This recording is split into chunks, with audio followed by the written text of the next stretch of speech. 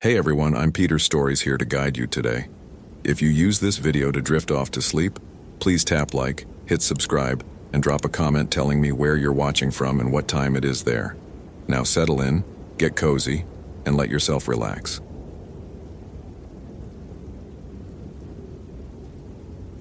My name is Tyler Bennett, and I should have forgotten the case of Sydney Brown, but something brought me back to that cursed forest. 3 months. 3 goddamn months since Sydney vanished on the Whispering Pines Trail in Olympic National Park, and her case file still sat on my desk like a festering wound. 23 years as a forest ranger, and I'd never had a missing person case go completely cold. Not until Sydney Brown.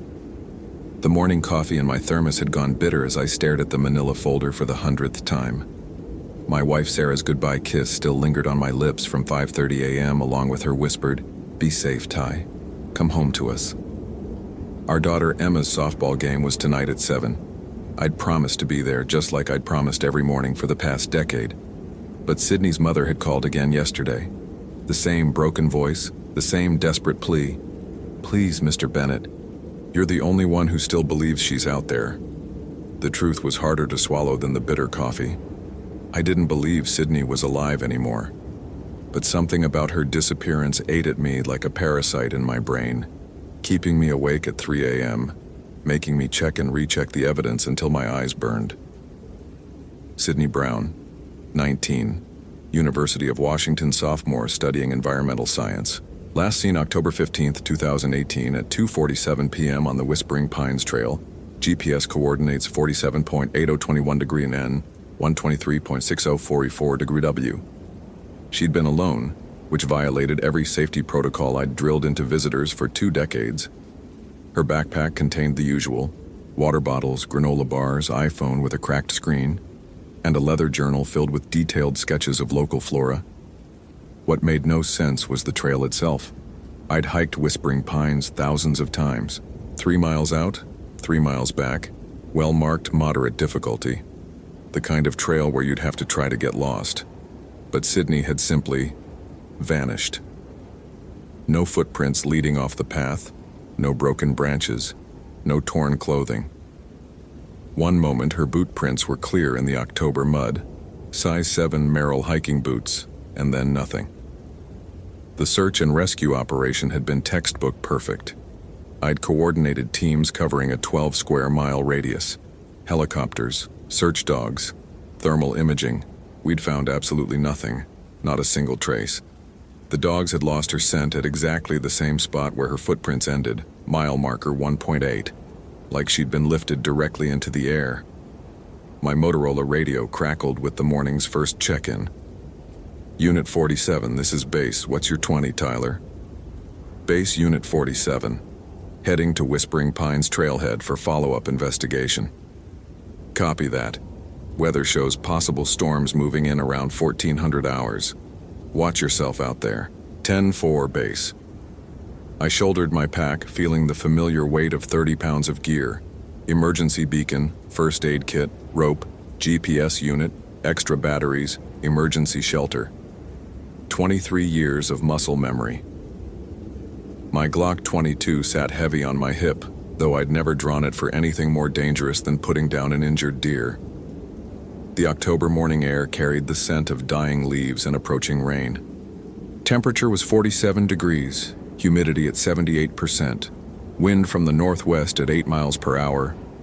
My breath misted as I adjusted my ranger hat and checked my watch. 7:23 a.m. The trailhead parking lot was empty except for my Ford F-150. I'd deliberately come early before the day hikers arrived. Something about being alone on Whispering Pines felt necessary, though I couldn't explain why. The trail marker read, "Whispering Pines Trail, 3.2 miles, moderate difficulty, stay on marked path." The same sign Sydney had walked past 3 months ago. I touched the weathered wood, wondering if she'd done the same. My boots crunched on frost-brittle leaves as I started up the familiar path. Douglas fir and western hemlock towered overhead, their canopy filtering the weak morning sun into scattered patches of gold. The trail was exactly as I remembered. Well maintained, clearly marked with blue blazes every 100 yards, But something felt different. I'd hiked this trail in every season, every weather condition at every time of day. I knew the sound of wind through these particular trees, the way shadows fell across specific rocks, the exact spots where the path curved around ancient stumps. This was my territory, my domain. Yet with each step, a creeping wrongness settled into my bones like cold rain. The birds were silent, not just quiet, completely absent. No stellar's jays calling, no woodpeckers drumming, no squirrels chattering. In 23 years, I'd never experienced such absolute silence in these woods. Even in the dead of winter, you heard something. My radio remained silent too, though that wasn't unusual. The terrain could be tricky for signals. Mile marker 0.5 passed without incident. My heart rate was steady at 72 beats per minute, breathing even. But sweat was gathering under my collar despite the cool air. When I stopped to drink water, my hand trembled slightly as I lifted the bottle. Professional pride made me catalog every detail as I walked. Boot treads, Danner Acadius, size 11, showing normal wear. Pack weight, 31.4 pounds including radio and emergency gear. Trail conditions, good visibility, stable footing, no obvious hazards. At mile marker 1.0, I found the first wrongness I could actually quantify. The blue trail blaze on the Douglas fir was wrong, not damaged or faded, wrong. Instead of the familiar rectangular blue paint marking, there was a symbol I'd never seen. 3 interlocking circles arranged in a triangle pattern. I'd been maintaining these trail markers for 8 years. I knew every blaze, every nail, every faded spot where paint needed refreshing. This symbol had never existed on Whispering Pines Trail. My stomach clenched as I pulled out my GPS unit. The coordinates read 47.8037 degree N, 123.6052 degree W.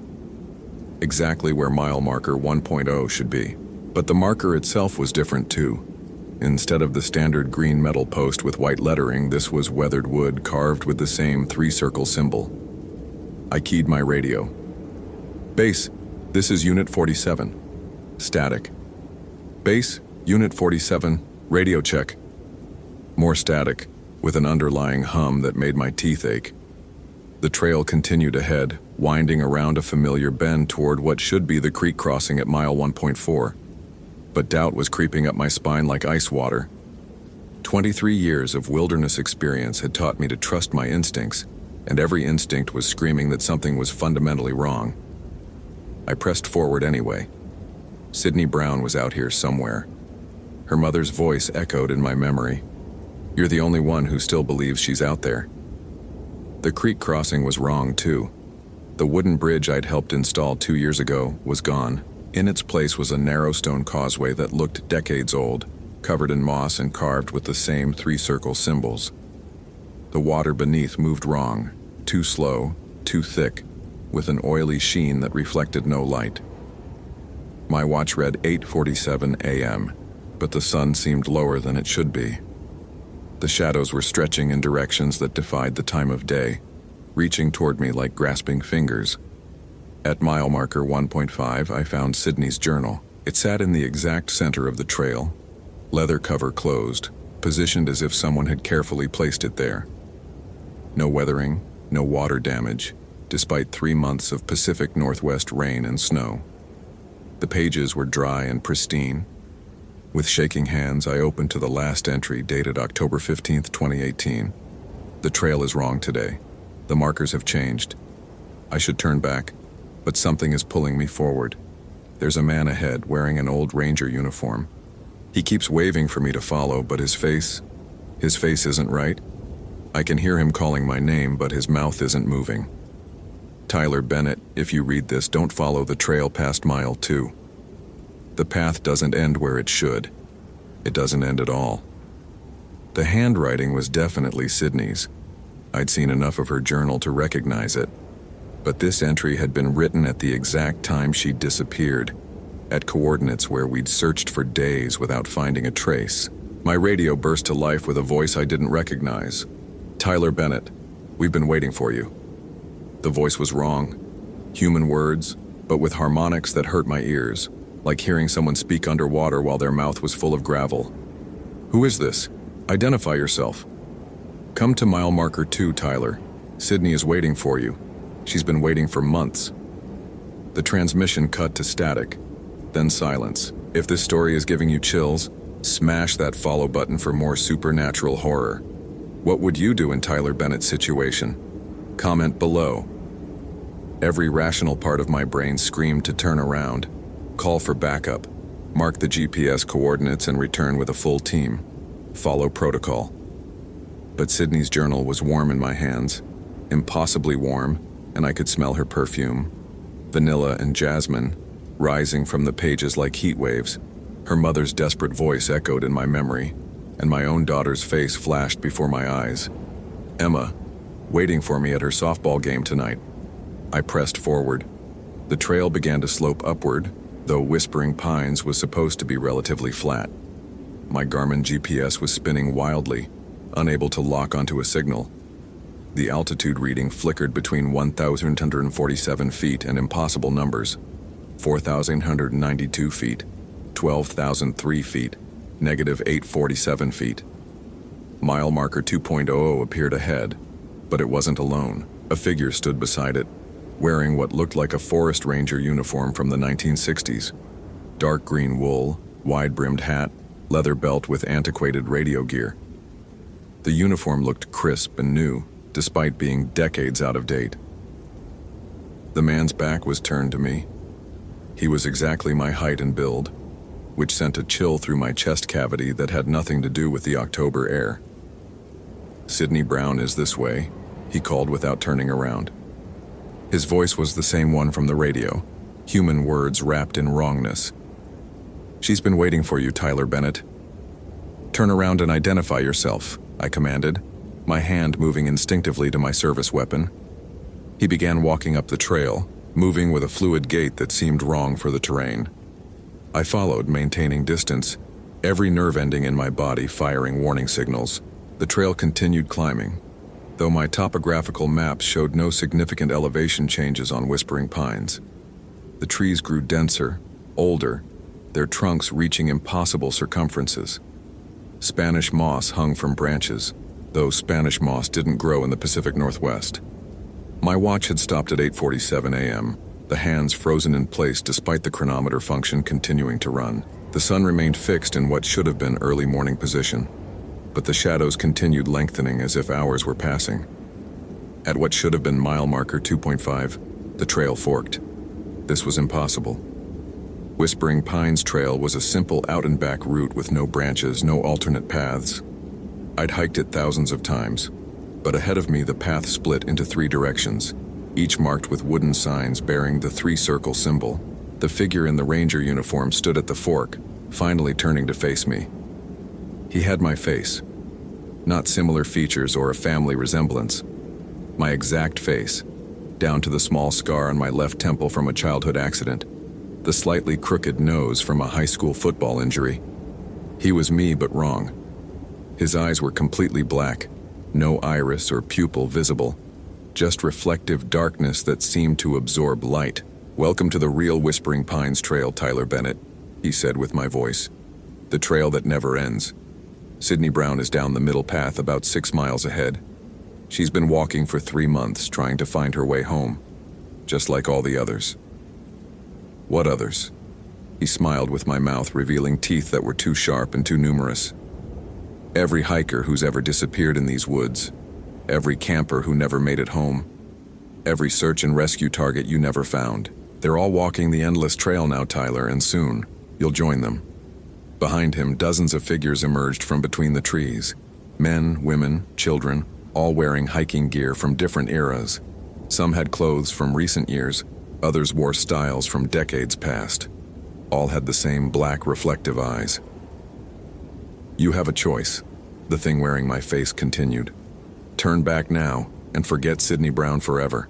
Go home to your wife and daughter, live your normal life, or follow the middle path and try to save her. But understand, no one who walks the endless trail ever finds their way home." In the distance, down the middle path, I heard a voice calling for help. Young, female, desperate. Sydney's voice. My service weapon was in my hand before I consciously decided to draw it. The .40 caliber Glock felt solid and real in a world that was becoming increasingly unmoored from reality. "Move aside," I ordered. The thing wearing my face laughed with my voice. "Bullets won't help you here, Tyler Bennett. But love might. Your daughter Emma has a softball game tonight at 7. Your wife Sarah made you promise to be there. That love, that connection to the real world, that's the only weapon that works on the endless trail." I thought of Emma's face when I'd taught her to throw a curveball last summer, the way Sarah hummed while making coffee every morning, the weight of my wedding ring on my finger, warm against the metal grip of my gun. Sydney's voice called again, closer now, filled with terror. "Tyler, please, I can see the trailhead, I can see my car, but I can't reach it." I pushed past the doppelganger and started down the middle path. The world lurched sideways. Suddenly I was walking uphill on a trail that had been level a moment before. The trees were different, pine instead of fir, with thick undergrowth that pressed close to the path. The air smelled of decay and old blood instead of forest loam. My GPS unit showed coordinates that placed me in North Dakota, then Alaska, then underwater in the Pacific Ocean. The numbers changed with each step, spinning through impossible locations. Behind me, the thing wearing my face called out, "You've made your choice, Tyler Bennett. Welcome to the endless trail." I walked for what felt like hours. My watch remained frozen at 8:47 a.m., but my body told a different story. Sweat soaked my uniform despite the cool air. My pack felt heavier with each step, the straps cutting into my shoulders. My water bottles were empty, though I couldn't remember drinking them. The trail never changed. Always the same pine trees, the same undergrowth, the same narrow dirt path winding ahead. No matter how far I walked, no matter how many turns I made, the landscape remained identical, like walking on a treadmill designed by a sadistic god. Sydney's voice continued calling, always just around the next bend, always just out of sight. "Tyler, I'm here, I found the way out." But there was no way out. I began to understand the true horror of the endless trail. Not death, but eternal walking. Eternal hope followed by eternal disappointment. The promise of escape always just ahead, never arriving. My legs burned with fatigue. My throat was dry as sand. But I couldn't stop walking. Something compelled me forward step after step, mile after identical mile. It was then I saw them, other hikers on the trail ahead. A man in 1980s hiking gear, his day pack sun-faded and torn. A woman wearing clothes from the 1990s, her hair still perfectly styled despite months of walking. A teenager in modern athletic wear, his smartphone clutched in his hand, the screen cracked and dark. All had the same expression, desperate hope mixed with dawning horror. All were walking forward, unable to stop, unable to rest. "How long have you been here?" I called to the man in 80s gear. He turned, revealing eyes that held too much pain for one person to bear. "Since 1987. I was supposed to meet my son for dinner. He was 8 years old. How old is he now?" The woman from the 90s sobbed as she walked. "My daughter's wedding was supposed to be next weekend. I was supposed to walk her down the aisle." The teenager just stared at his broken phone and whispered, "My mom is going to kill me. I was supposed to be home by 6. I understood then. The endless trail fed on love, on connections to the real world. It trapped people by using their most powerful bonds as chains, making them walk forever toward reunions that would never come. But understanding gave me an idea. I pulled out my own phone, a basic model from 2018, and scrolled to my wife's contact. No signal, of course, but I didn't need one. I needed the photo on my lock screen. Sarah and Emma at last summer's camping trip, both laughing at something I'd said, sunlight in their hair. The image was real in a way that the endless trail wasn't. It represented actual moments, actual love, actual life beyond this supernatural prison. I stopped walking. The compulsion to continue was enormous, like fighting against a riptide with your bare hands. But I planted my feet and focused on the photo, on the memory of Sarah's laugh, on the promise I'd made to be at Emma's game tonight. The trail began to shake. Trees swayed without wind. The path beneath my feet cracked and buckled. The other hikers stopped and looked back at me with something that might have been hope. "Remember," I shouted to them. "Remember who you're trying to get home to. Remember why they matter." The man from the 80s clutched his chest where his wallet would be. My son, his baseball cards, we were going to sort them together. The woman from the 90s whispered, "My daughter's dress. I need to help her with the buttons on her dress."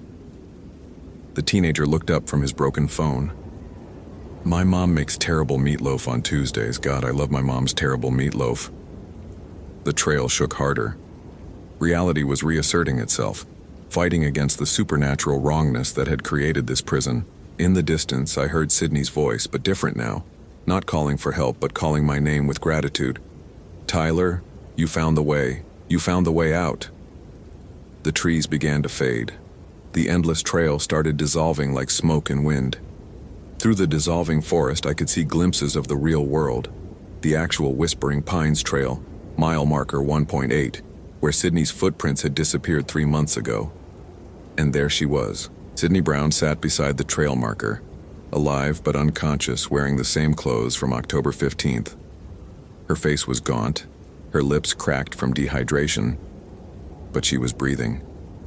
Her journal lay open beside her, the last entry still wet with fresh ink. The thing wearing my face appeared one last time as reality solidified around us. But now it looked less like me and more like what it truly was. A forest ranger from the 1960s, his uniform rotted and stained with decades of rain, his face marked by the madness of eternal walking. "You've won this time, Tyler Bennett," it said with a voice like wind through dead leaves. "But the endless trail is patient. We'll be waiting for you. We'll be waiting for all of you." It faded away like morning mist, taking with it the unnatural silence, the wrong shadows, the terrible compulsion to walk forever. I keyed my radio, relief flooding through me as it crackled to life with clear reception. "Base, this is Unit 47. I've found Sydney Brown, requesting immediate medical evacuation at mile marker 1.8, Whispering Pines Trail." "Unit 47, base copies. Are you saying you found Sydney Brown, alive?" "Affirmative, base. She's alive but needs immediate medical attention. I'm initiating first aid protocols now." As I worked to stabilize Sydney, checking her pulse, covering her with my emergency blanket, I noticed something that made my blood freeze in my veins. My watch read 8:47 a.m., the same time it had stopped on the endless trail. The same time I'd started this investigation hours ago. According to my GPS, I'd only been hiking for 23 minutes, but my water bottles were empty. My legs ached with the fatigue of walking for hours. My pack felt like I'd been carrying it all day. When the medical helicopter arrived, Sydney was conscious enough to speak. Her first words were, "Tyler Bennett, you came back for me. I knew you would. I saw you on the trail. The real trail. You saved us all." "What do you remember, Sydney?" I asked as the paramedics prepared her for transport. Walking for months, never getting anywhere. But there were others, older hikers, from different times. They said a forest ranger would come, a ranger who remembered what love was. You freed them, Tyler. You freed all of us. The case report I filed was straightforward. Missing hiker found at mile marker 1.8, dehydrated and disoriented, claiming to have been lost for several hours. Medical evaluation suggested severe dehydration had caused hallucinations. No mention of endless trails or supernatural entities. But that night, at Emma's softball game, I caught myself checking my watch obsessively, making sure time was moving forward normally, making sure I was really home. Emma hit a triple in the bottom of the 6th inning. As she stood on third base, grinning at me in the stands, I understood something the thing wearing my face had told me. Love was indeed the only weapon that worked against the endless trail. Love for my family had brought me home. Love for Sydney had given me the strength to break the supernatural prison. Love was the thread that connected us to reality when everything else fell away. But sometimes late at night I still hear them calling. The hikers still walking the endless trail.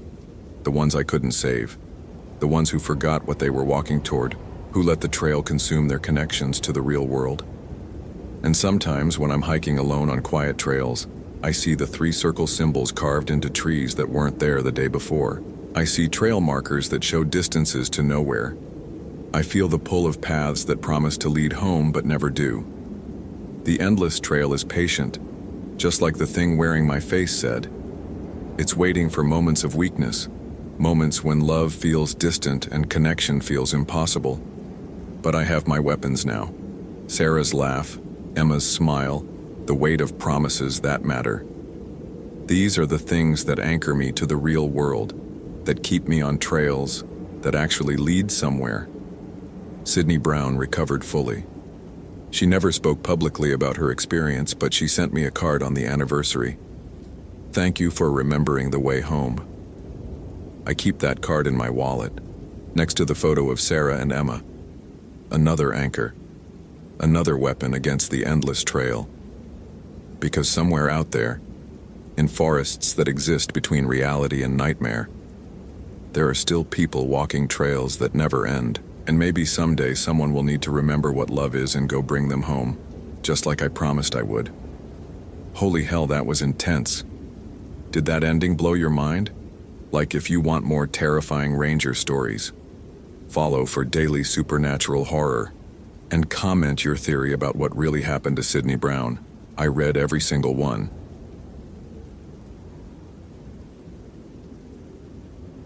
My name is Ryan Garrett, and this was the 6th hour searching for Alex Rivera in the backcountry trails of Olympic National Park.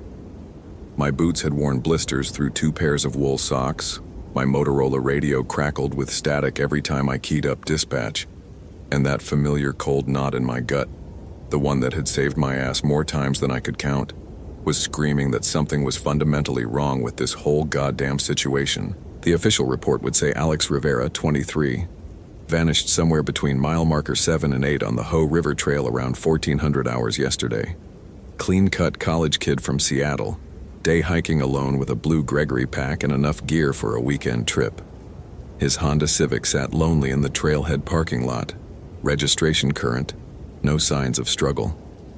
Textbook missing hiker case, except for the part where my skin crawled every time I got within 50 yards of his last known position. I'd been a ranger for 12 years.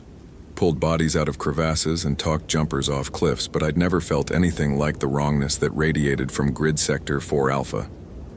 The air tasted metallic there, like copper pennies dissolving on my tongue.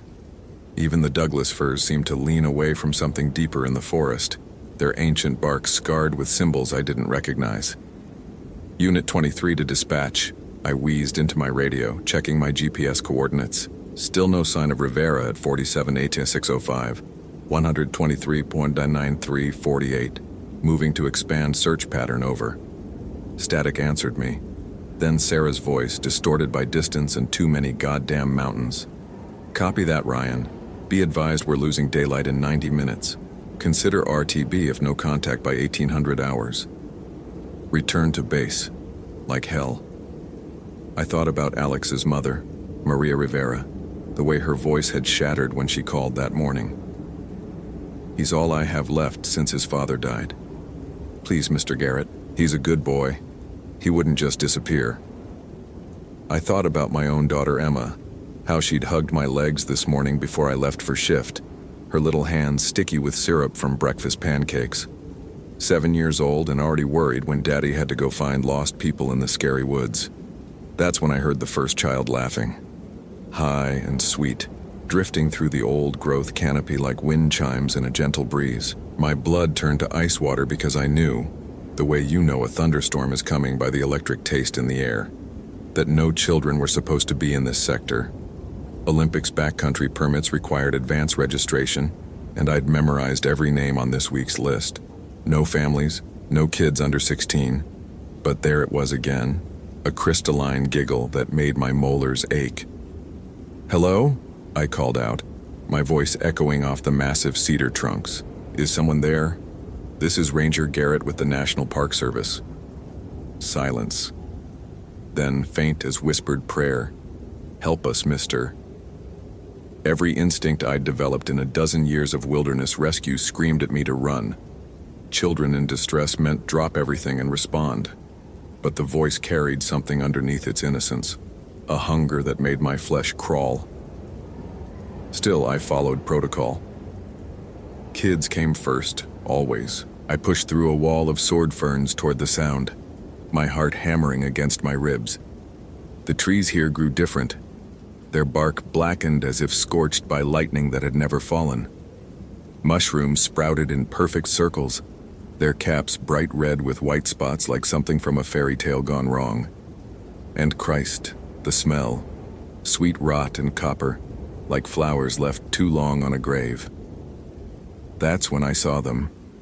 3 children sat in a clearing that shouldn't have existed, their backs to me. A girl in a yellow sundress, twin boys in matching overalls. They couldn't have been more than 8 years old, their hair golden in shafts of dying sunlight. The girl held a doll with porcelain skin and glass eyes that seemed to track my movement. One boy clutched a stuffed rabbit missing both ears. The other played with wooden blocks arranged in patterns that hurt to look at directly. "Hey there," I said, trying to keep my voice gentle despite the way my hands shook. "Are you kids lost? Where are your parents?" The girl turned first, and I bit my tongue hard enough to taste blood. Her face was beautiful, cherubic features that belonged on Christmas cards, but her eyes were wrong. Not just the color, though that bottomless black was unsettling enough. They were old, ancient, eyes that had seen empires rise and fall, that had watched civilizations burn and laughed at the screaming. In that perfect child's face sat something that had never been young. "We've been waiting for you," she said, her voice still sweet but layered now with harmonics that made my teeth ache. "Alex told us you'd come." The twins turned then, revealing faces just as beautiful and just as corrupted. Their smiles were too wide, showing teeth filed to sharp points. Dark stains covered their clothes. Old blood that had soaked deep into fabric and never washed clean. "Where is he?" I managed, my hand moving instinctively to the Glock on my hip. "Where's Alex Rivera?" The girl with the doll giggled, and the sound was breaking glass and dying birds. "He's with the others now, in the deep place, where we keep them until the moon is right." One of the twins spoke in a voice like grinding bones. "Mama says we can have you too if you follow us. She's been hungry for so long." My radio crackled. "Unit 23, what's your status? You're breaking up." I keyed the mic with trembling fingers. "Dispatch, I found some children. 3 kids, approximately 8 years old, possible 1054 situation. Missing persons." The code felt inadequate for whatever this was. Static. Then Sarah's voice, fading in and out. "Ryan, can't copy. Interference. Say again your status." The children stood in perfect unison, their movements synchronized like puppets sharing strings. The girl cradled her doll closer, and I swear I saw its porcelain lips curl into a smile. "The radio won't work here," she said matter-of-factly. "Mama doesn't like it when people call for help. It spoils the surprise." That's when my 6th sense went absolutely fucking haywire. The air pressure dropped like we'd climbed 1,000 feet in seconds. Every bird in the forest fell silent. The temperature plummeted until I could see my breath in silver puffs. And underneath it all, I felt eyes watching from the shadows between trees. Hungry, patient eyes that belonged to something vast and terrible. "Who's your mama, sweetheart?" I asked, though part of me already knew I didn't want the answer. The twins started walking toward me with that same eerie synchronization, their bare feet making no sound on the forest floor.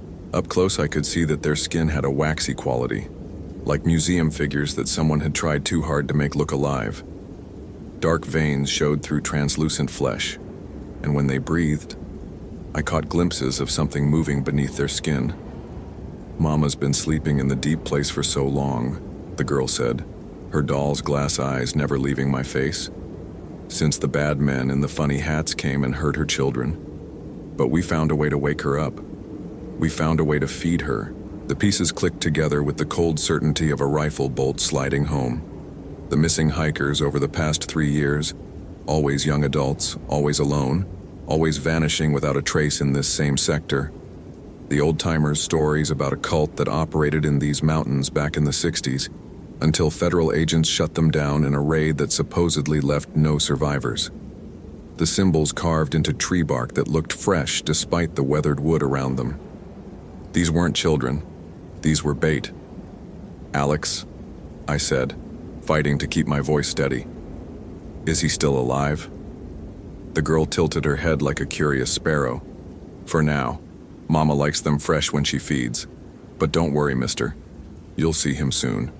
We'll all be together in the deep place."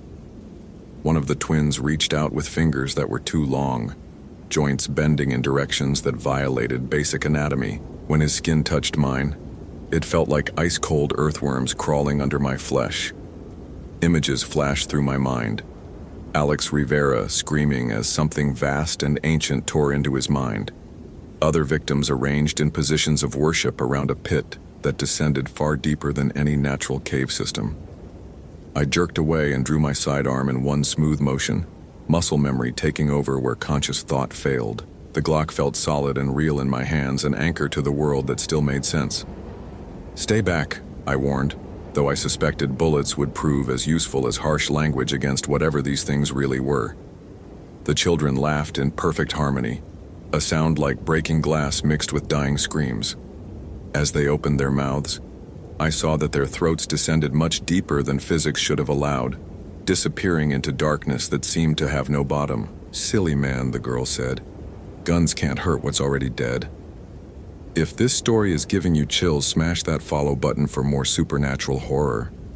What would you do in Ryan Garrett's situation? Comment below. The twins began to change. Their cherubic faces elongated, bones cracking audibly as their skulls reshaped themselves. Their filed teeth grew longer, pushing out of their gums in curved fangs slick with black blood. But worst of all were their eyes. Those bottomless black holes that now reflected something moving in their depths, something that writhed and coiled like living shadow. I squeezed off 3 rounds center mass on the nearest twin. The bullets passed through him like he was made of smoke, embedding themselves in an ancient cedar with hollow thuds. The thing wearing a little boy's face giggled and kept walking toward me. "Mama's so excited to meet you," it said in a voice that was shifting from childlike innocence to something that sounded like grinding millstones. "She's been dreaming of your blood for weeks now." That's when I ran. Fuck protocol, fuck procedure, fuck the promise I'd made to Maria Rivera about bringing her son home. I turned and sprinted through the underbrush like my life depended on it, because it absolutely did. Branches whipped at my face, tearing gashes in my cheeks that leaked blood down my jaw. My pack bounced against my spine with each desperate step, the weight threatening to send me tumbling face first into the forest floor. Behind me, the children's laughter followed like a pack of hunting hounds. But it wasn't coming from behind anymore. It echoed from all directions, surrounding me in stereo surround sound that made it impossible to tell which way led to safety. My GPS showed nothing but error messages. My compass spun wildly, the needle dancing between magnetic north and some point deeper in the forest that pulled at it like a lodestone. Even the sun seemed wrong, hanging at an angle that didn't match the time on my watch. I keyed my radio desperately. "Mayday, mayday. This is Unit 23. I have a 1078. Officer needs assistance. I'm being pursued by hostiles in Sector 4 Alpha." Nothing but static filled with whispers in languages that predated English by millennia. That's when I saw the trail. It appeared between one footstep and the next. A narrow path worn smooth by countless feet, winding deeper into the forest, towards something that my rational mind insisted couldn't exist.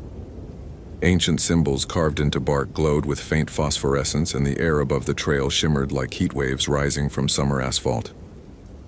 I had a choice: follow the trail toward whatever horror waited at its end, or keep running blind through forest that was rapidly becoming something that belonged in nightmares rather than any national park.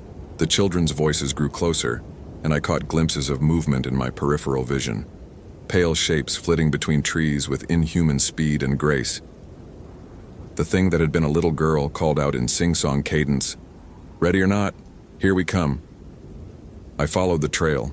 It led downward, though the grade was steeper than any natural slope. My altimeter showed impossible readings, indicating I'd descended over 500 feet in the span of a few minutes. The trees grew larger and more twisted as I went deeper, their trunks scarred with symbols that seemed to shift and writhe when I wasn't looking directly at them. The smell of rot and copper grew stronger, mixing with incense and something else. Something organic and foul that reminded me of the pig farm where I'd grown up, specifically the pit where we burned the animals that died of disease. After what felt like hours but registered as only 20 minutes on my watch, the trail opened into a circular clearing, maybe 50 yards across. At its center sat a structure that violated every law of architecture and physics I understood. A wooden building that somehow looked ancient and freshly constructed at the same time, its walls rising at angles that made my brain hurt to process. Carved symbols covered every surface, and some of them moved. I watched a serpentine figure slither from one support beam to another, its wooden form somehow flowing like living flesh. Other carvings depicted acts of worship and sacrifice that made my stomach clench with nausea. But it was the pit in front of the building that froze my blood. Easily 20 feet across, it descended into darkness so complete that it seemed to swallow light rather than simply absent of it. Stone steps spiraled down into the depths, their edges worn smooth by countless feet over what must have been decades or centuries. And from that pit rose sounds that no human throat could make. Low, resonant moaning mixed with wet, tearing noises and occasional screams that might have been human once. Beautiful, isn't it? I spun around, raising my gun, though I knew it was useless. The little girl stood at the tree line, her doll clutched against her chest. Up close, I could see that the doll's porcelain features matched her own exactly. The same golden hair, the same rosebud lips, the same ancient eyes full of terrible knowledge. Mama built this place in 1963, she continued conversationally. Back when she had her first children. The federal men thought they killed everyone, but children are good at hiding. Children are good at waiting. What do you want? I asked, though I suspected I already knew. What we've always wanted, she said, tilting her head with that bird-like curiosity. To feed Mama, to make her strong again. She's been so hungry, sleeping in the deep place. But Alex was delicious, and you'll be the perfect dessert. From the pit came a sound like something massive shifting its weight, accompanied by a smell that made my eyes water. Whatever lived down there was ancient and vast and utterly alien to any form of life that belonged on Earth. Alex is still alive, I said, more statement than question. The girl giggled. Parts of him.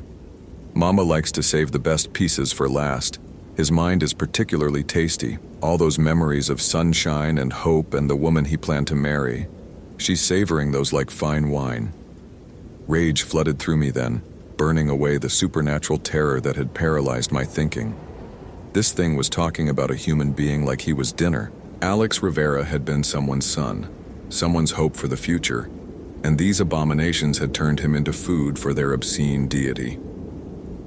I thought about Emma, asleep in her bed this morning with her favorite stuffed elephant tucked under her chin.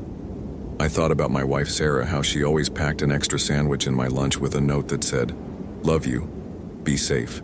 I thought about all the families I'd helped reunite over the years, all the lost hikers who'd gone home to people who loved them. And I thought about Maria Rivera, still waiting by her phone for news about her son. "You made a mistake," I told the thing wearing a child's face. She raised an eyebrow, the gesture eerily human despite everything else about her that screamed wrongness. "Oh? You should have killed me quick, because now I'm pissed off." I'd always been intuitive, felt things before they happened, but standing in that clearing with the stench of ancient evil filling my nostrils and the sounds of Alex Rivera's torture rising from the pit, something deeper awakened. Not just intuition, connection. To the forest, to the land itself, to every living thing that these parasites had violated with their presence. The Douglas firs were angry. The ravens and squirrels and elk, they all remembered when this place had been clean, before the cult brought their hungry god and fed it generations of innocence. And they were willing to help someone with the ability to listen. I felt their collective rage flow into me like electricity, charging every nerve ending until my vision blazed with supernatural clarity. The fake child in front of me wasn't just wearing a disguise, she was hollow. a shell puppeted by something that lived in the pit. All three of them were, which meant they could be cut off from their source. I holstered my gun and pulled out my Leatherman multi-tool, extending the knife blade. Steel blessed by honest work and good intentions. The kind of metal that held meaning beyond its atomic structure. "What are you doing?" the thing asked, and for the first time I heard uncertainty in its voice. "Sending you back to hell where you belong." I lunged forward, not at the creature, but at the symbols carved into the nearest wooden post. The blade bit deep into the wood, slicing through lines of power that had been carefully etched by human hands decades ago. Sparks flew as steel met supernatural energy, and the thing wearing a little girl's face shrieked like a steam whistle. The other two materialized from the shadows, their forms shifting between childlike innocence and something that belonged in medieval descriptions of demons. But as I kept cutting, carving new symbols over the old ones, their movements became jerky and uncoordinated, like marionettes whose strings were being tangled. "Stop!" the girl thing screamed, her voice now distinctly inhuman. "You don't know what you're doing. You'll wake her before the moon is right. She'll devour everything." I kept cutting. Salt tears streamed down my face as power I didn't understand flowed through me and into the blade. Every tree in the forest was lending me its strength, every stone and stream and breath of wind. This place had been violated, but it wasn't lost. Not yet. The symbols began to smoke and smolder. The wooden building groaned as its architectural impossibilities struggled to maintain themselves without the geometric anchors I was destroying. And from the pit came a sound like the world's largest pipe organ being smashed with sledgehammers. The deep place is collapsing, I realized aloud. The girl thing's form was flickering now, her cute sundress wavering between fabric and shadow. "You fool. If you destroy this place without the proper rituals, Mama will be loose, unbound. She'll spread across the entire mountain range." But I could feel something else through my connection to the forest. Not just the ancient evil stirring in the pit, but something older and stronger. The land itself pushing back, like an immune system finally recognizing and attacking a cancer. I carved one final symbol, a spiral that felt right despite having no idea where I'd learned it. The knife blade snapped from the strain, but the damage was done. Reality reasserted itself with a thunderclap that knocked me flat on my back. The impossible building collapsed into splinters and dust. The perfect circular clearing became an ordinary patch of forest floor covered in fallen leaves. And the pit became a natural sinkhole maybe 8 feet deep, its bottom covered with moss and wildflowers. The children were gone. But from the sinkhole came a weak voice calling my name. "Alex?" I called back, scrambling to the edge. He was there at the bottom, dirty and dehydrated, but alive. Real. Human. His eyes focused on me with the clear recognition of someone whose mind was still his own. "Ranger Garrett?" he asked. "Holy shit, am I glad to see you. I fell into this hole yesterday and couldn't climb out.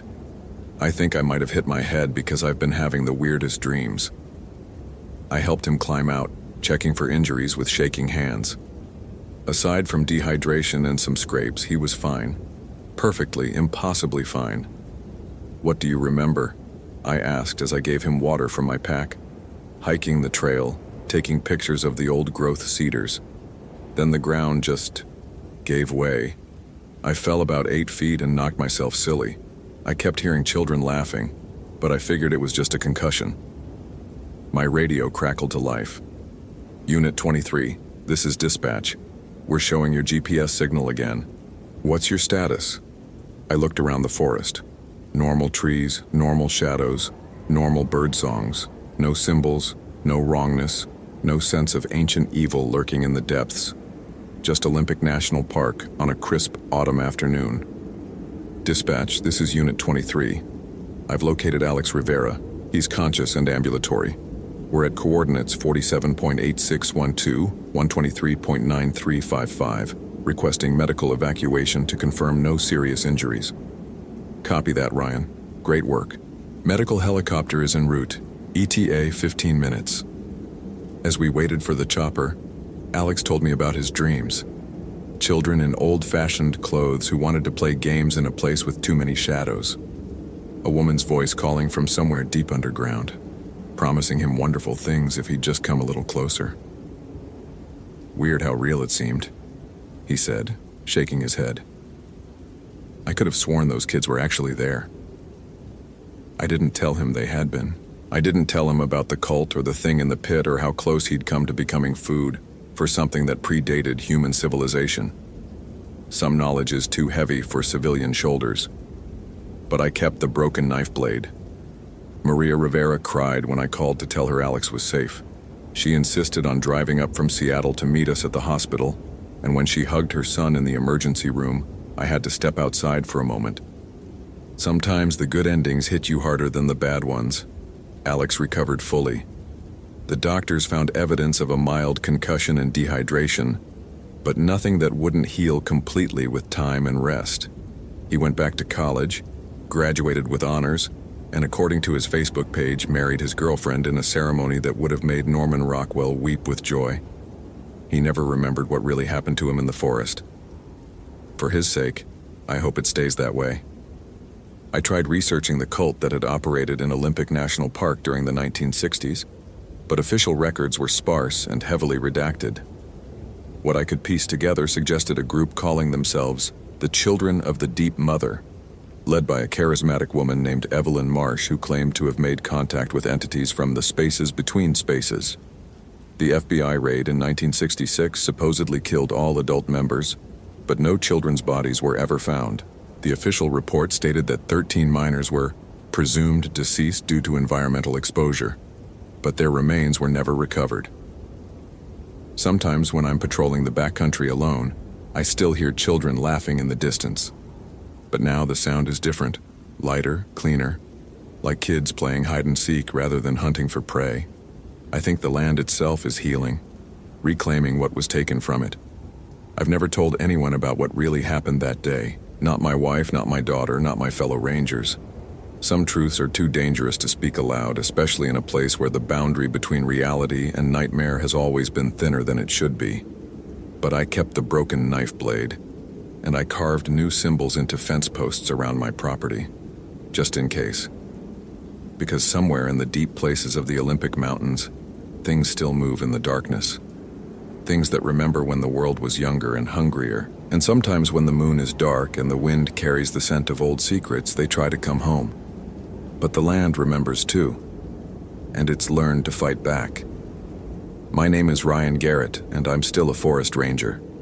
I still help lost hikers find their way home, still pull injured climbers off dangerous peaks, still comfort families waiting for news about missing loved ones.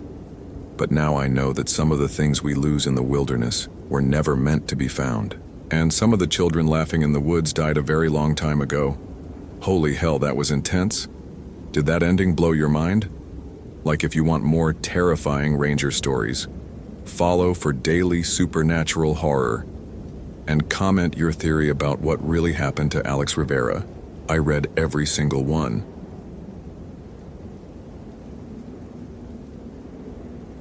My name is Marcus Thompson, and at 6:47 a.m. my radio crackled with the call that would change my life forever. Unit 23, we have a code yellow missing person report at Yellowstone Sector 7G.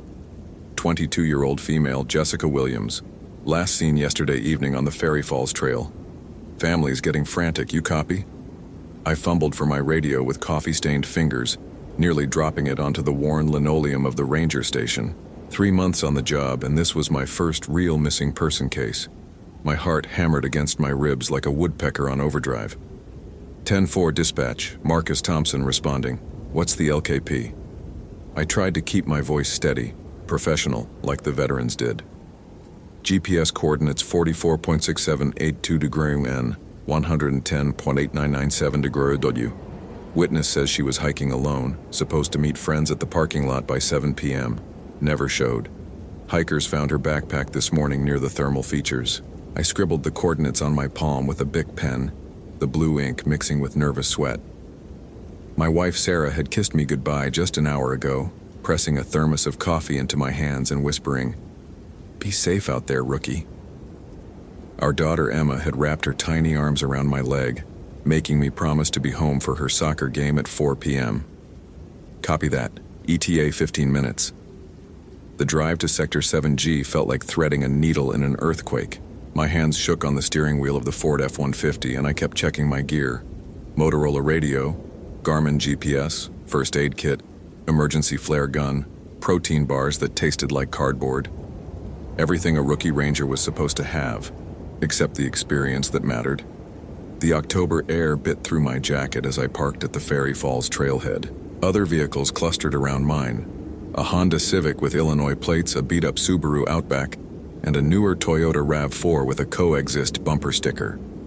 Normal people doing normal hiking things, unaware that somewhere in these 2.2 million acres, Jessica Williams was probably dying. The backpack sat exactly where dispatch said it would be. North face, navy blue, abandoned near the edge of Grand Prismatic's thermal runoff. Steam rose from the orange and yellow bacterial mats, creating an otherworldly landscape that reminded me of Mars. The pack's contents lay scattered. iPhone with a cracked screen, energy bars, a water bottle half full of something that used to be Gatorade. I keyed my radio. Unit 23 to dispatch found the backpack, no immediate sign of the victim. Beginning grid search pattern alpha. Copy, Unit 23. Additional units en route, local PD and SAR team mobilizing. But I was here now and every minute counted.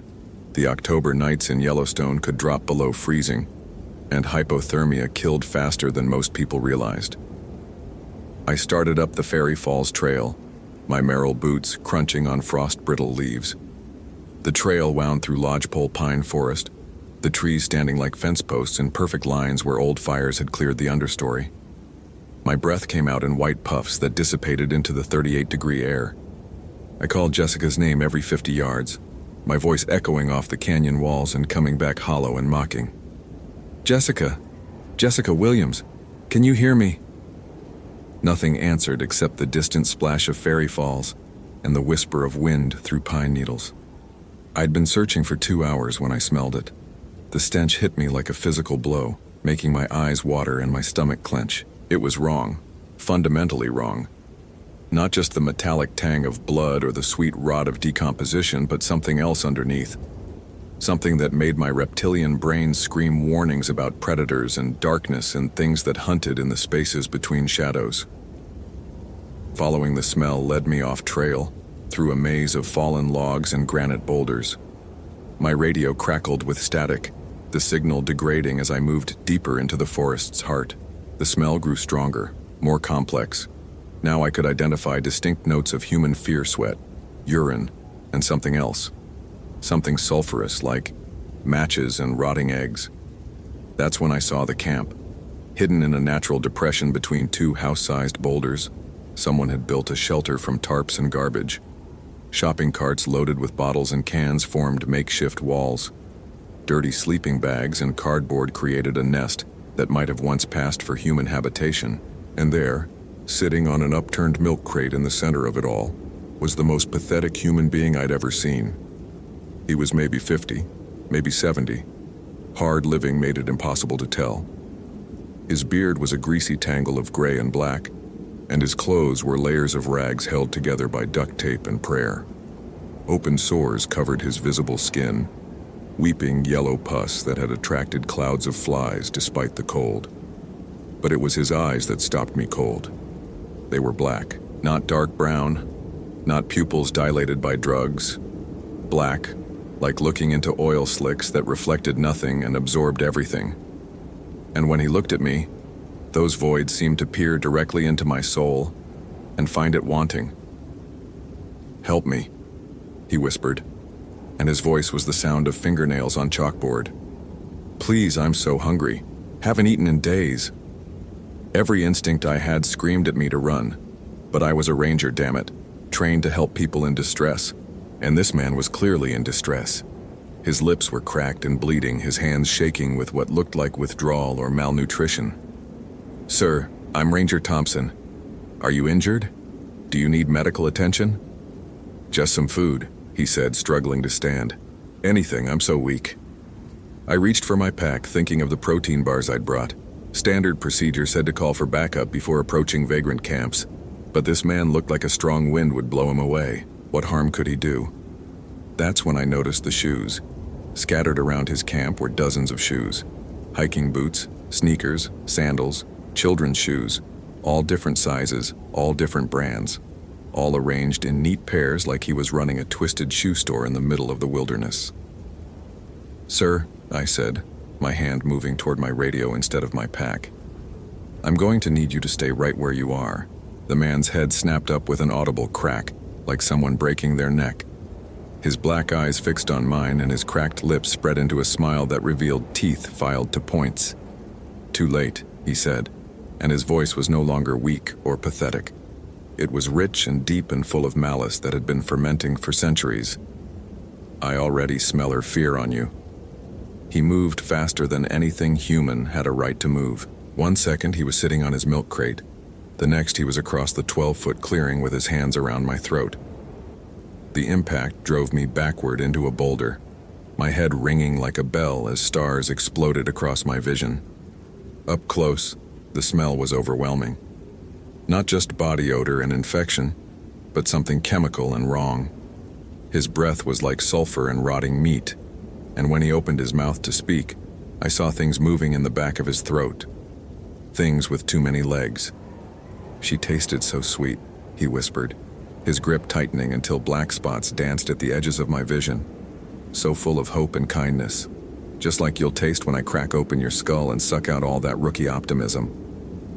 I fumbled for my radio, my pepper spray, anything, but my hands felt like they were moving through molasses. His fingers were impossibly strong, pressing into my windpipe with surgical precision. I could feel cartilage beginning to buckle. "Jessica," I gasped, the name barely escaping my crushed throat. "Oh yes," he purred. "Little Jessica. She tried to help me too. Offered me her energy bars and water. Such a good girl, so concerned about a poor homeless man in the woods. She never screamed, not until I started eating her fingers."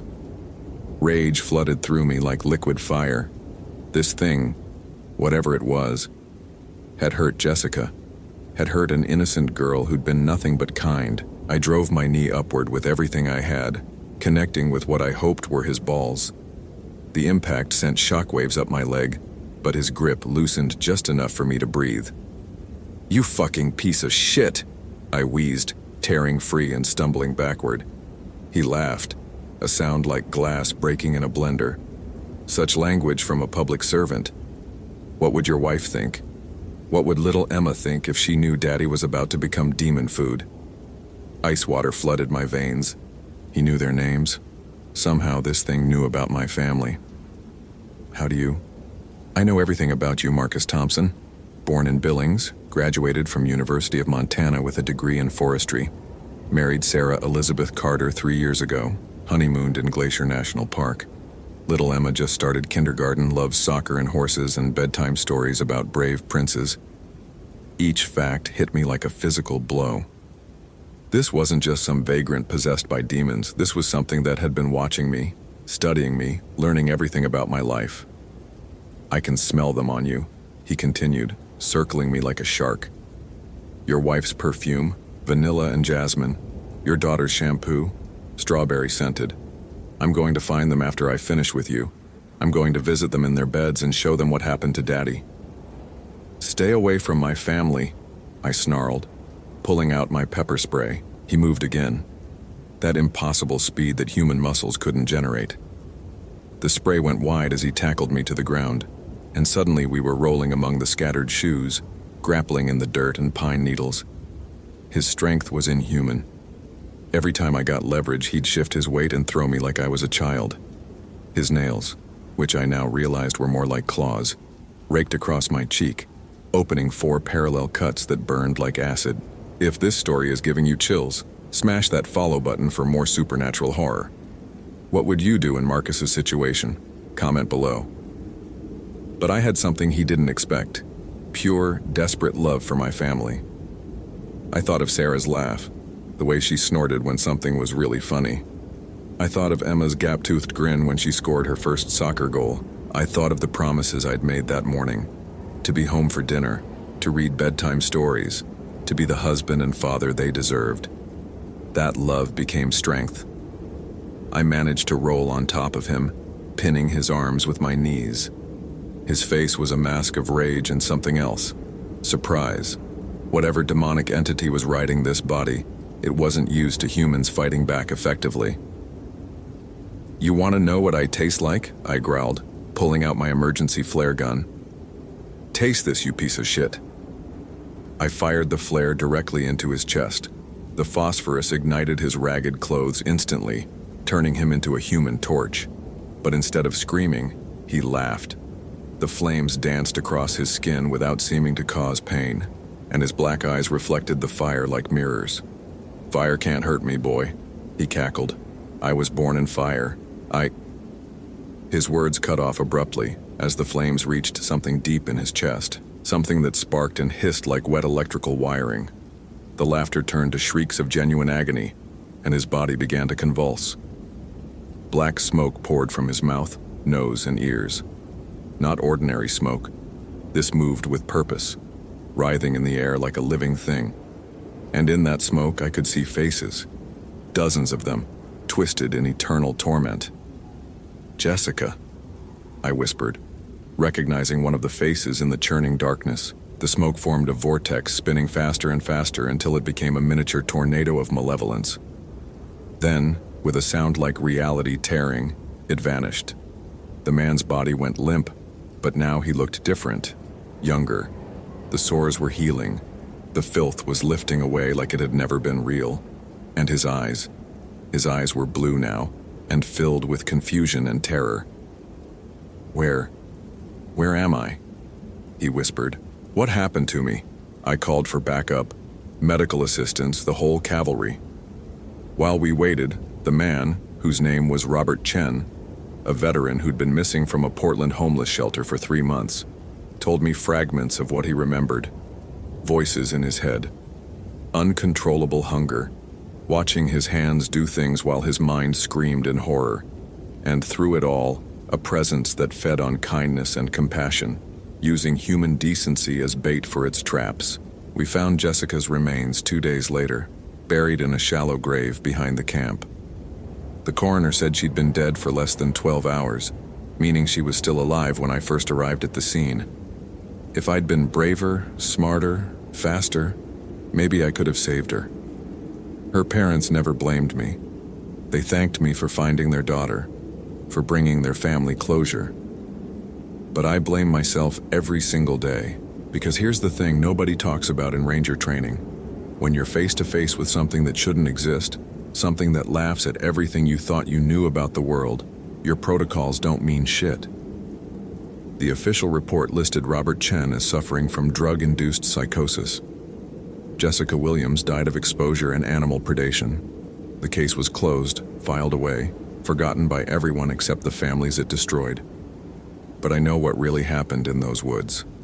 And sometimes late at night when I'm tucking Emma into bed, I catch a whiff of sulfur in the air and wonder if that thing found a new host.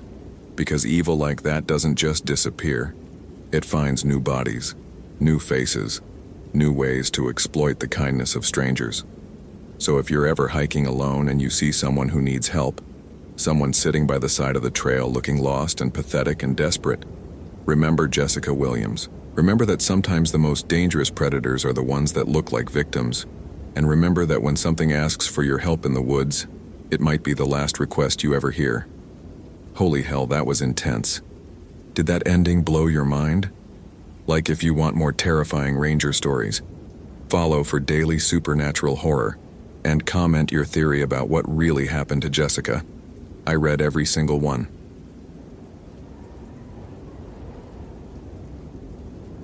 My name is Austin Parker, and I saw Brittany Walsh for the last time 3 meters ahead of me on the trail before she simply disappeared. I've been a forest ranger for 8 years. 8 goddamn years of pulling idiots out of rivers, finding lost hikers who can't read a map, and dealing with bears that wandered too close to campsites. In all that time, I've never seen anything that couldn't be explained by stupidity, bad weather, or wildlife. I don't believe in ghosts, demons, or any of that bullshit the old-timers whisper about around the ranger station coffee pot. But I'm getting ahead of myself. It was October 15th, 2018, and the autumn colors in Olympic National Park were hitting their peak. The maple and oak leaves had turned that brilliant orange-red that brings tourists from all over the country, and the morning air carried that crisp bite that makes you grateful for coffee and flannel. I was conducting a routine trail maintenance check on the Blackwood Ridge Trail, a moderate 4.2-mile loop that winds through some of the densest old-growth forest in the park. The trail had been marked for closure next week due to recent windstorm damage, but we'd gotten reports of campers still using the backcountry sites. My job was simple: hike the loop, document any hazards, and make sure no one was camping illegally before we put up the closure signs. That's when I met Brittany Walsh. She was maybe 23, 24 years old, with auburn hair pulled back in a practical ponytail and the kind of expensive hiking gear that screamed, "Seattle tech worker on a weekend adventure." North Face jacket, Osprey pack, Salomon boots that probably cost more than my monthly rent. She was photographing a massive Douglas fir when I came around the bend at mile marker 2.1. "Morning," I called out, adjusting my radio on my duty belt. "You planning to camp out here tonight?" She looked up from her camera, startled. "Oh, hi. No, just day hiking. Is that okay? I didn't see any closure signs." "You're fine for now, but this trail's closing Monday for storm cleanup. A lot of widowmakers hanging up there." I pointed to the canopy above us where broken branches dangled like nature's guillotines. "Stick to the main trail, and you should be out before dark." "Absolutely. Thanks for the heads up." She had one of those genuine smiles that made you want to trust her immediately. "I'm Brittany, by the way." "Austin, Ranger Parker." I touched the brim of my campaign hat out of habit. "Mind if I ask where you're parked? Want to make sure I don't accidentally lock you in when I secure the trailhead." "The main lot off Forest Service Road 24, the blue Subaru with the REI stickers." I made a note in my field book. Standard procedure. "Perfect. Have a good hike, and remember, if it looks dangerous, it probably is." She laughed and shouldered her pack. Words to live by. That was 10:47 a.m. I know because I checked my watch when I wrote the contact in my log. What happened next? Christ, I've gone over it 1,000 times in my head and it still doesn't make sense. I continued up the trail, checking for hazards and taking GPS coordinates of the worst damage. The storm had been brutal. Century-old trees snapped like matchsticks, root balls the size of houses torn from the earth. The forest felt different somehow, quieter. In 8 years of hiking these trails, I'd never noticed how the birdsong just stopped. At 11:15, I caught up with Brittany again near Ravens Point, a scenic overlook about halfway through the loop. She was standing at the railing looking out over the valley, and I was maybe 3 meters behind her when it happened. 1 second she was there, silhouetted against the autumn forest. The next second she wasn't. Not like she fell, not like she ran. She was just gone. I blinked hard, thinking maybe the sun had gotten in my eyes. "Brittany?" I called out, my voice echoing off the rocks below. "Brittany!" I rushed to the railing, my heart hammering against my ribs. The overlook drops about 60 feet to a rocky outcrop, then another 100 feet to the creek below. No way someone could survive that fall, but I had to look. Nothing. No body, no broken branches, no disturbed earth. Just empty air and the sound of water running over stones far below. My hands were shaking as I grabbed my radio. "Dispatch, this is Unit 23. I need immediate assistance at Ravens Point on Blackwood Ridge Trail. Possible missing hiker." "Copy, Unit 23. What's the nature of your emergency? How do you explain the impossible?" "I was conducting trail maintenance when a hiker she disappeared. I need search and rescue here now." 10-4, Unit 23. SAR is en route. Can you provide a description of the missing person?" I gave them everything: Brittany's description, her gear, her vehicle information. Within 30 minutes, the trail was crawling with searchers, dogs, helicopters, technical rescue teams rappelling into the ravine. We worked until well after dark and found absolutely nothing. No trace, no blood, no gear, no Brittany Walsh. But here's the thing that really fucked with my head. When we checked the trailhead parking lot, her blue Subaru was gone. Just gone. Like she'd never been there at all. Except I had her name in my field notes.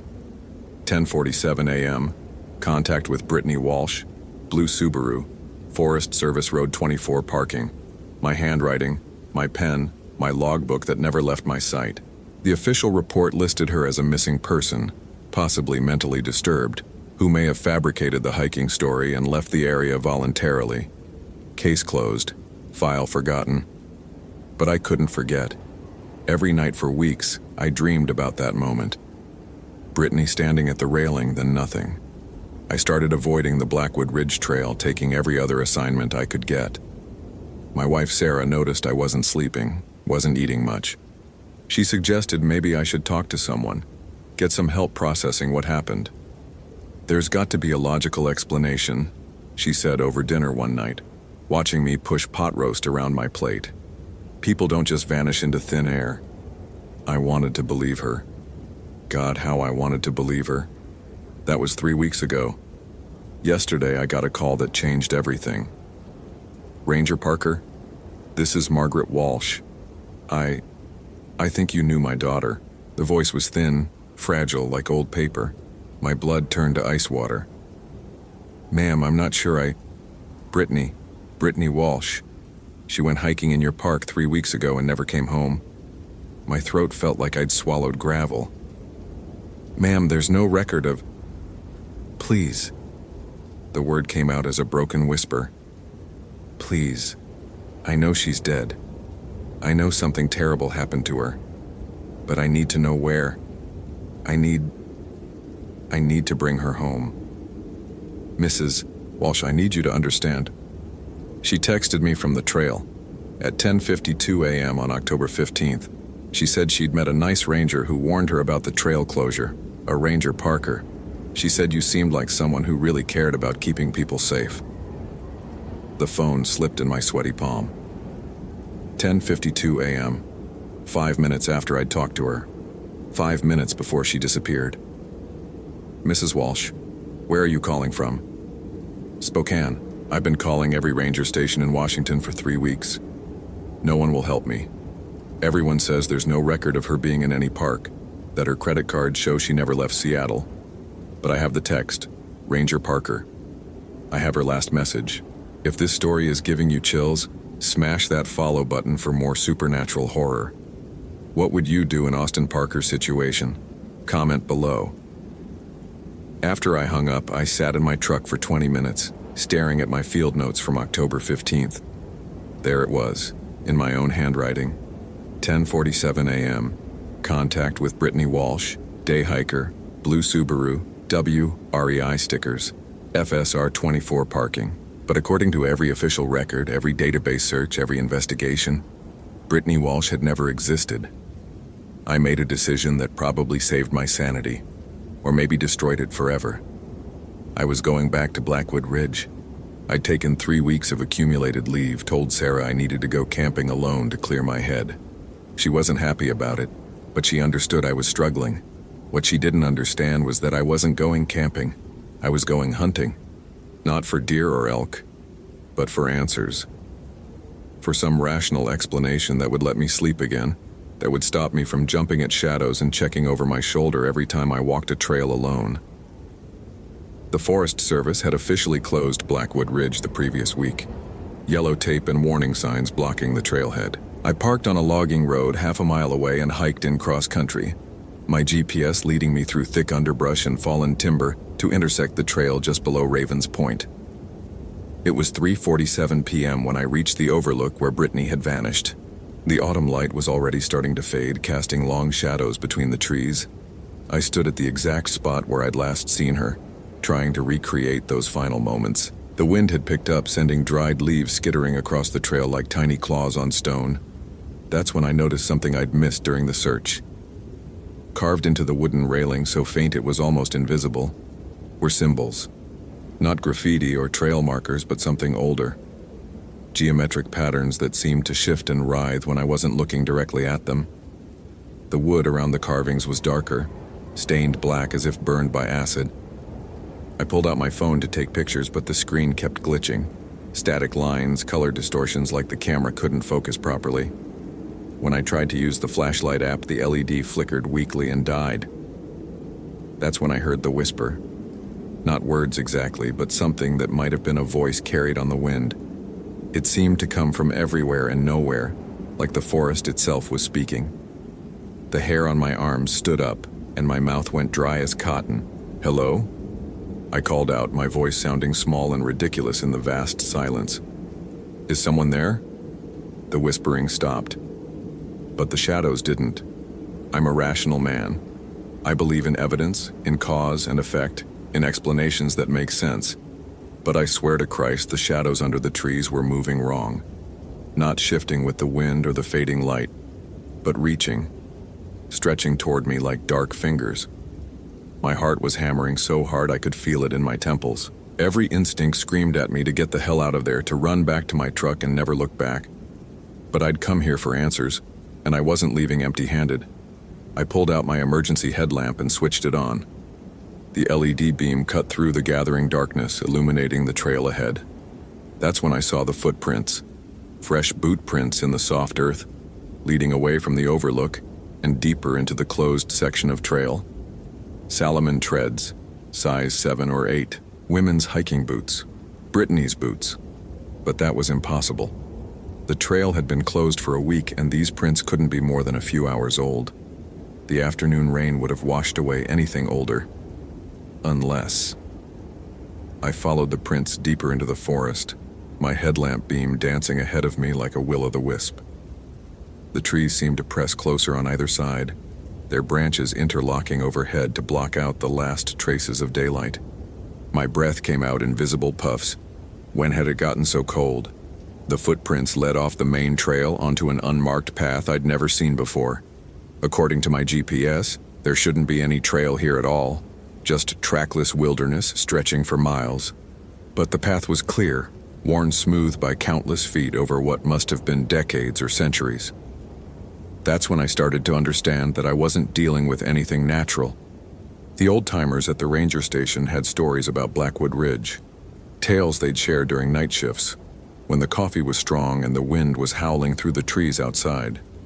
Stories about the Shadow Witch, an ancient evil that had haunted these mountains since before the first white settlers arrived. I'd always dismissed it as folklore, the kind of ghost stories every wilderness area accumulates over time. But according to the legends, she was older than the forest itself, a malevolent spirit that fed on the life force of the lost and unwary. The local tribes had known enough to avoid this ridge entirely, marking it as cursed ground where the boundary between worlds grew thin. The story said she could control shadows like living things, that she appeared as different people to lure victims deeper into her domain, sometimes a lost child crying for help, sometimes a beautiful woman in distress, sometimes a fellow hiker who needed assistance, sometimes a young photographer with auburn hair and expensive gear. I stopped walking, my blood turning to ice in my veins. Brittany Walsh. Had she ever really existed, or had I been talking to something wearing her face? Had the Shadow Witch been testing me, seeing if I'd follow her into the darkness? My radio crackled with static, making me jump. Through the interference, I could hear fragments of voices. Dispatch calling for units, searchers coordinating their efforts, the familiar sounds of emergency response. But that was impossible. My radio didn't have range this deep in the forest, and besides, there was no current search operation. Unless I was hearing echoes from 3 weeks ago. Echoes of the search for a woman who might never have existed.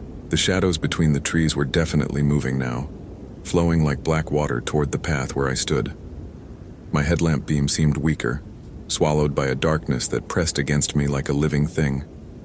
The whispers were back, closer now, almost intelligible. "Come deeper, Austin. Come find what you're looking for." The voice was Brittany's.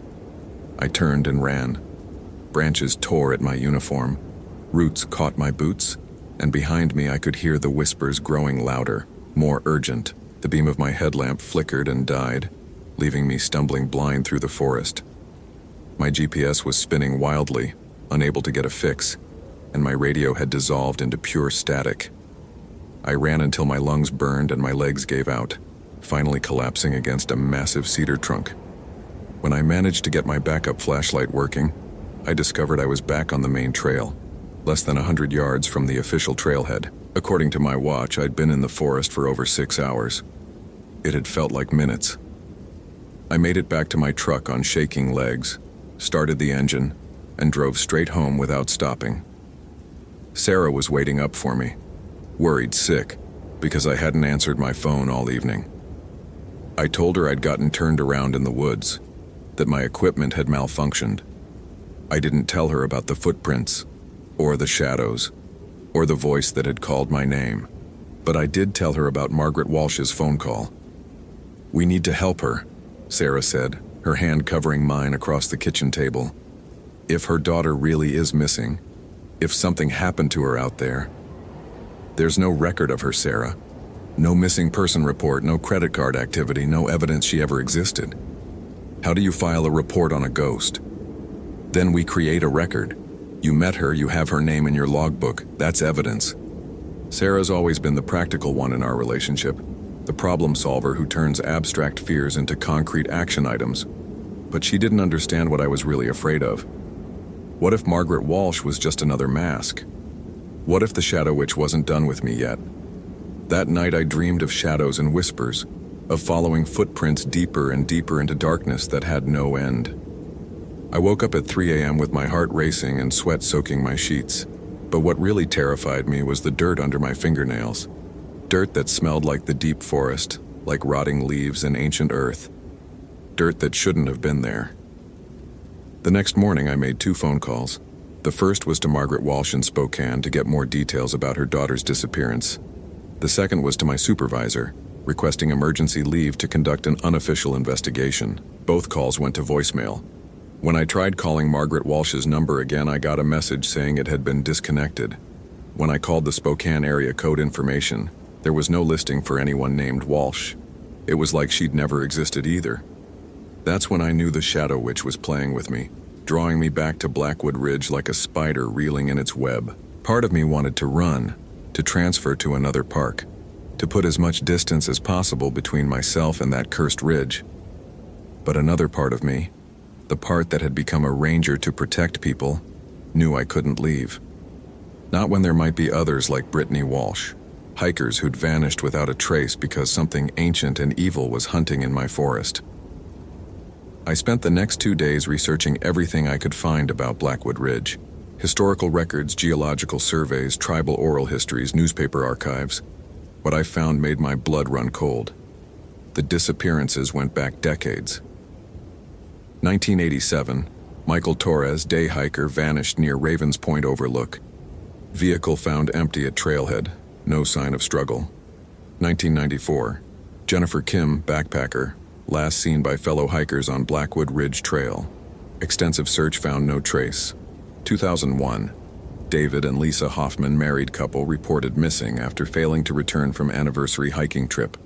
Camp found undisturbed, personal items left behind. 2009, Thomas Gray, wildlife photographer, disappeared while documenting old-growth forest. Camera found empty, photos corrupted beyond recovery. 2015, Maria Santos, graduate student researching forest ecology, vanished during solo research trip. Academic department claims no record of her project. The pattern was always the same.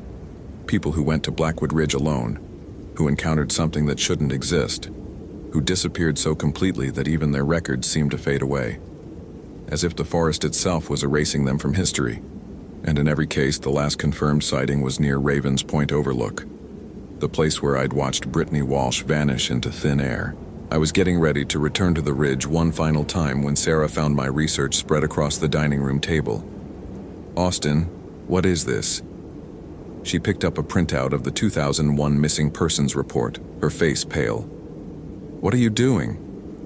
I told her everything. The disappearances, the legends, my growing certainty that something inhuman was hunting in the forest I'd sworn to protect. She listened without interrupting, her expression cycling from concern to disbelief to fear. "You're talking about a witch," she said finally. "An actual supernatural witch that lives in the woods and kidnaps hikers." "I know how it sounds. It sounds like you need help, Austin. Professional help." She sat down across from me, taking my hands in hers. "You witnessed something traumatic, something your mind couldn't process, and now you're creating elaborate explanations to make sense of it. Then explain the historical records. Explain all these disappearances. People get lost in the wilderness all the time.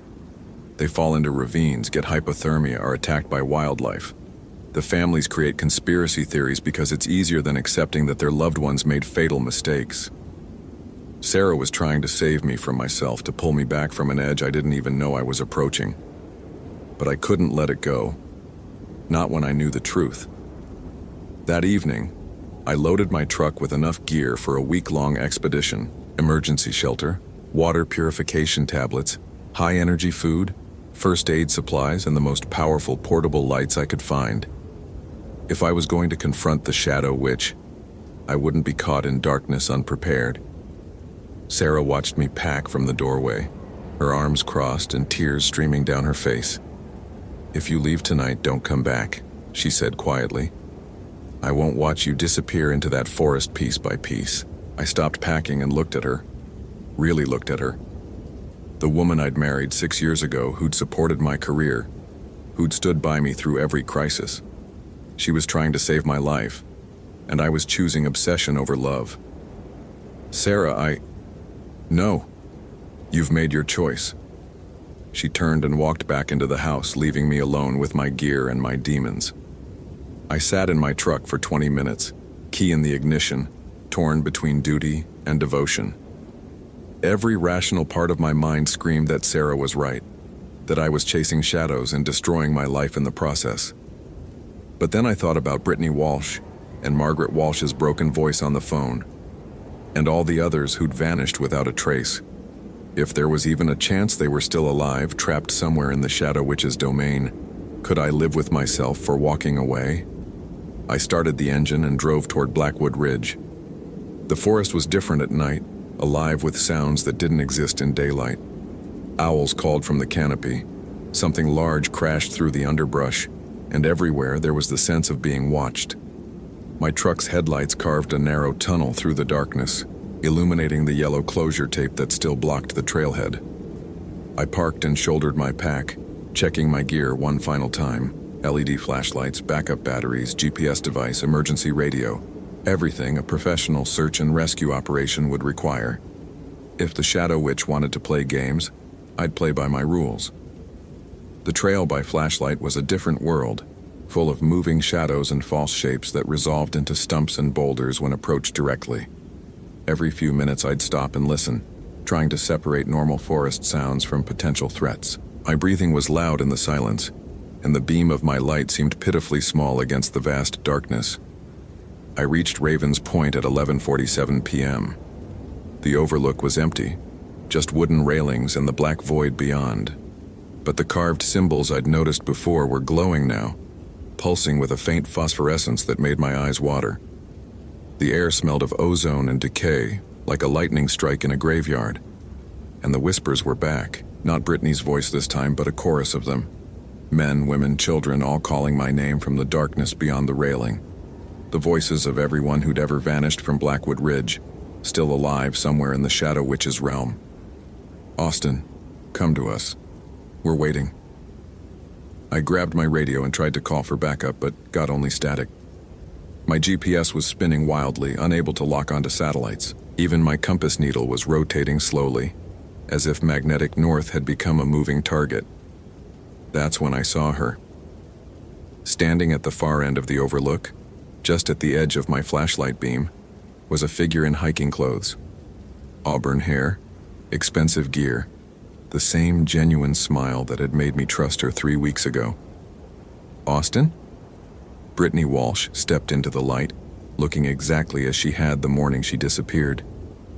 "Thank God you're here. I've been lost for so long." Every instinct screamed that this was wrong, that the woman in front of me was something wearing Brittany's face. But she looked so real, so genuinely relieved to see me. "Brittany, where have you been?" I fell from the overlook, but I didn't die. There's a ledge about 20 feet down, and I've been trapped there for weeks. My leg is broken and I can't climb out alone. She limped closer, and I could see what looked like genuine tears streaming down her face. "Please, Austin, you're the only one who can help me." It was a perfect performance, exactly what a lost hiker would say in that situation. But I'd searched that overlook with professional rescue teams, rappelled into every crevice and cave. There was no ledge, no place for someone to survive a fall. "Show me," I said, keeping my voice steady. "Show me where you fell." She led me to the railing, to the exact spot where I'd watched her disappear. "Down there." She pointed into the darkness. "Can you see it?" I leaned over the railing and shined my flashlight into the void. Just black rock and empty air, exactly as it had been during the search. When I looked back up, Brittany was gone. But the whispers were louder now, coming from all directions. "This way, Austin. Follow us. We know where she is. Come deeper. Come find us all." The voices were moving, leading away from the overlook and onto the unmarked path I'd discovered before. Against every rational thought in my head, I followed. The trail wound deeper into the forest than should have been possible, past geological formations that didn't match any topographical map. Ancient trees with bark like blackened skin, streams that flowed uphill, rock formations that seemed to shift when I wasn't looking directly at them. My watch had stopped at 11:53 p.m., though I'd been walking for what felt like hours. The temperature had dropped below freezing, but I wasn't cold. If anything, I felt feverish, as if something was burning inside my chest. That's when I reached the clearing. It opened up without warning. A perfect circle of bare earth surrounded by trees so massive they could have been growing since the last ice age. In the center stood a structure that shouldn't exist. A cabin built from logs as black as charcoal, with windows that glowed with sickly yellow light. And standing on the porch, waiting for me, was the Shadow Witch. She wasn't what I'd expected.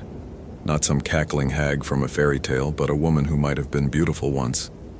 Her dark hair hung in tangled sheets and her skin was pale as bone.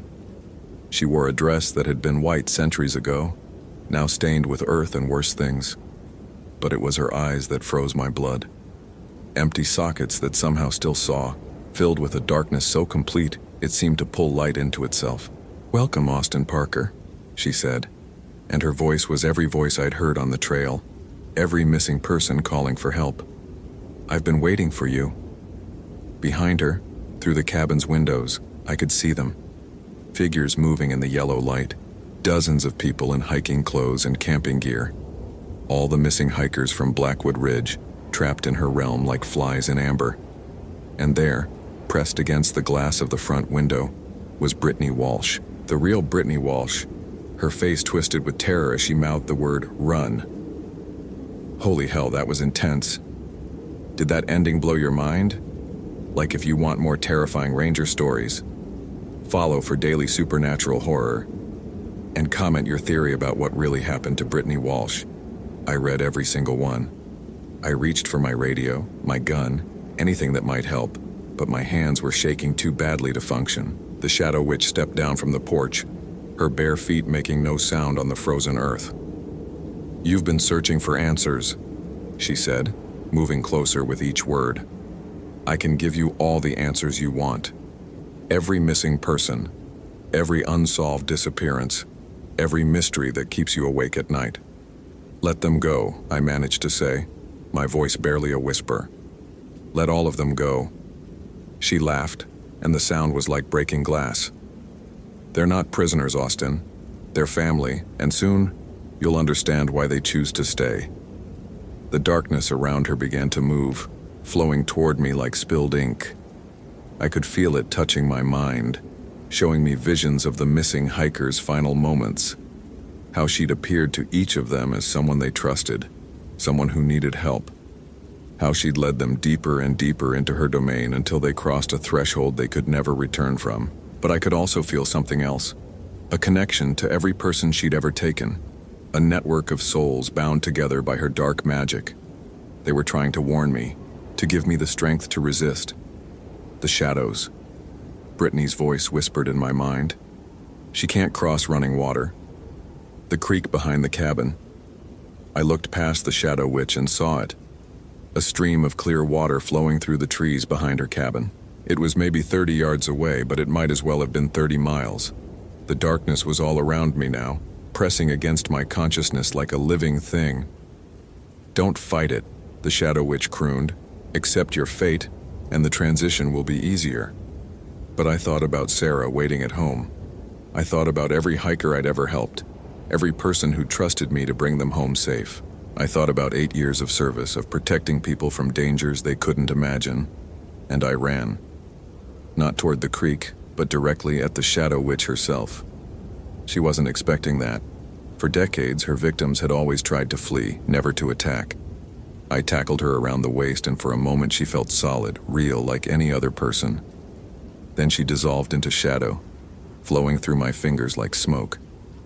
But the distraction was enough. I rolled to my feet and sprinted toward the cabin, toward the creek beyond. Behind me I could hear her shriek of rage, a sound that made the trees themselves recoil. The front door of the cabin exploded open, and the missing hikers poured out. But they weren't trying to escape. They were trying to stop me. Their eyes were empty, their movements puppet-like, controlled by the Shadow Witch's will. I dodged through them, shouting apologies as I shoved past people who'd been missing for years. They grabbed at my clothes, my gear, but their movements were slow and clumsy. The real them, the part of their souls that remained free, was helping me escape. The creek was just ahead, dark water flowing over moss-covered stones. I could hear the Shadow Witch behind me, her voice rising to a howl that shattered the silence of the forest. The controlled hikers were collapsing, freed from her influence as her attention focused entirely on stopping me. I reached the creek bank and dove. The water was shockingly cold, so cold it stopped my heart for a moment. But it was clean, pure, flowing from mountain springs that had never known corruption. The moment I touched it, I felt the Shadow Witch's influence break like a snapped chain. When I surfaced, gasping and shivering, the clearing was gone. I was lying in the middle of Blackwood Ridge Trail, less than a mile from the official trailhead. My gear was scattered around me, my flashlight dead, my radio crackling with the voices of concerned colleagues who'd been searching for me since I'd failed to check in. According to my watch, which was somehow working again, it was 6:23 a.m. I'd been missing for almost 7 hours. The official report listed it as a case of hypothermia-induced disorientation. Ranger Parker had become lost in the forest during unauthorized night patrol, suffered exposure, and experienced hallucinations consistent with advanced hypothermia. He was found by search teams and treated for mild exposure and shock. Case closed. File forgotten. But I know what really happened in that clearing. And I know the Shadow Witch is still out there, still hunting, still adding to her collection of lost souls. The Blackwood Ridge Trail remains permanently closed. Official reason: unsafe conditions due to storm damage. Real reason: I made damn sure no one else would ever have the chance to meet something wearing a friendly face and asking for help. Sarah took me back after I promised to see a therapist to deal with my trauma response to the Brittany Walsh incident. I've been going twice a week for 6 months now, telling Dr. Morrison carefully edited versions of my experience. She thinks I'm making excellent progress. What she doesn't know is that I still dream about that cabin every night, about the faces in the windows, the missing hikers trapped in the Shadow Witch's realm.